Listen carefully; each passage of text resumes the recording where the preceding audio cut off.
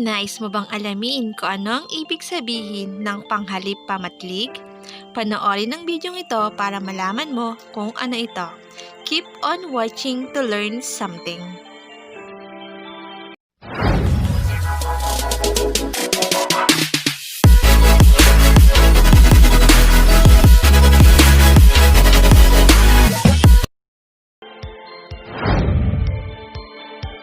Magandang araw mga bata! Narito muli ang inyong Teacher Sheshe para sa ating bagong aralin. Handa na ba kayo? Tara, simulan na natin!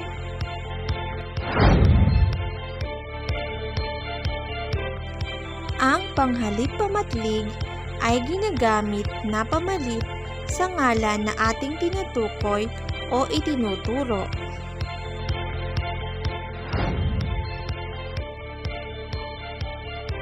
Ito ay nag-iiba-iba batay sa layo ng tinutukoy na pangalan sa taong nagsasalita at sa taong kinakausap.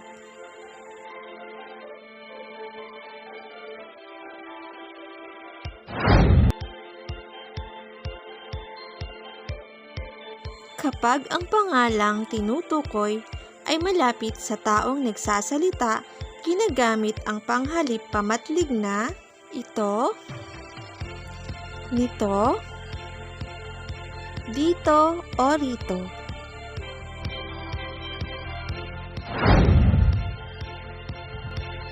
Halimbawa, gusto ko nang suotin ang damit na ito.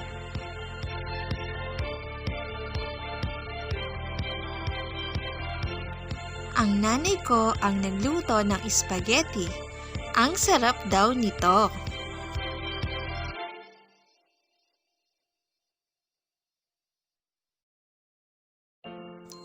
Dito na lang tayo maglaro.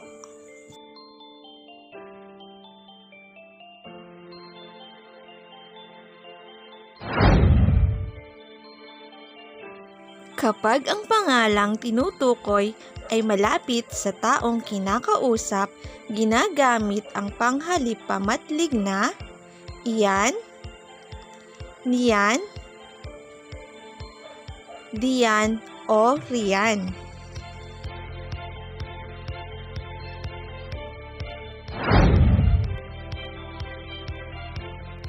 Halimbawa, maganda ang damit. Bagong bili iyan?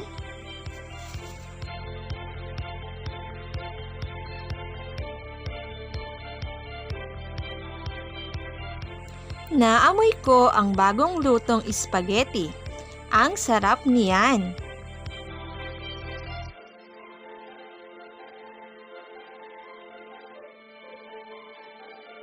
Masaya kapag diyan na lang tayo maglalaro.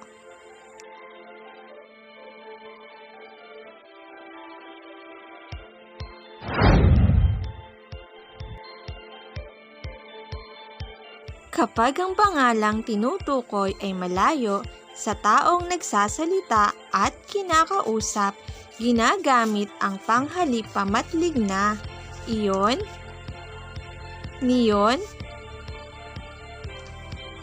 doon o roon.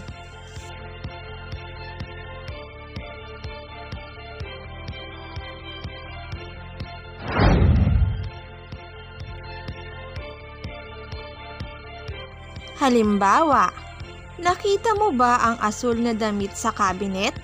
Iyon ang ginamit ko sa pagsayaw.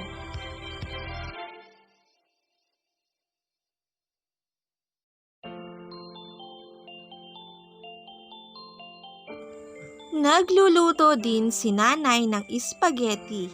Kakain din tayo niyon.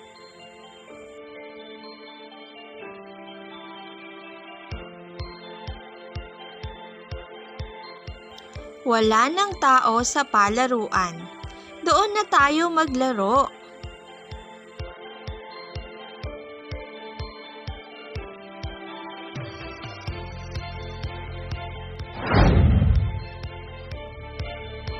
Tandaan mga bata, mahalaga na gumamit tayo ng tamang panghalip pamatlig sa pagturo ng pangalan.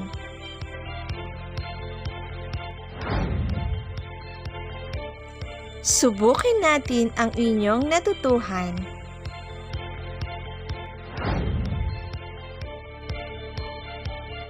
Bilugan ang tamang sagot.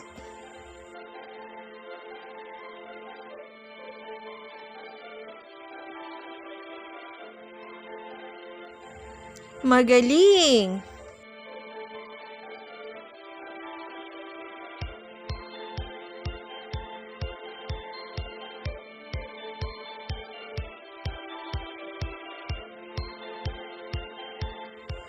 Tama!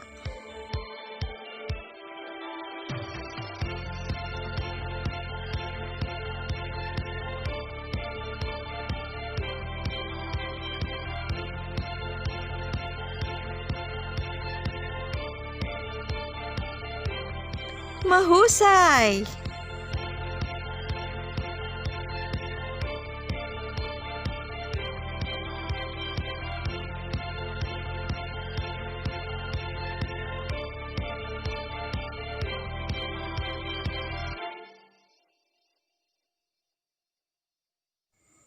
Magaling!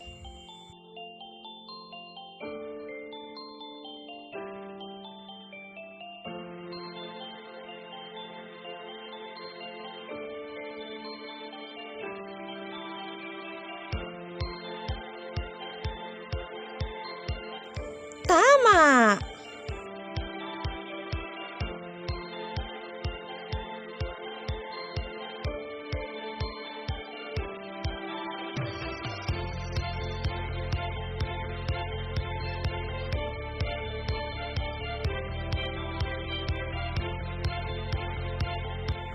Napakahusay!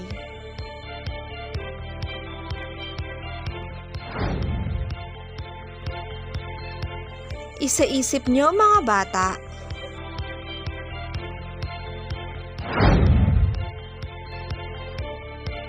Ang panghalip pamatlig ay ginagamit na pamalit sa ngalan na ating tinutukoy o itinuturo.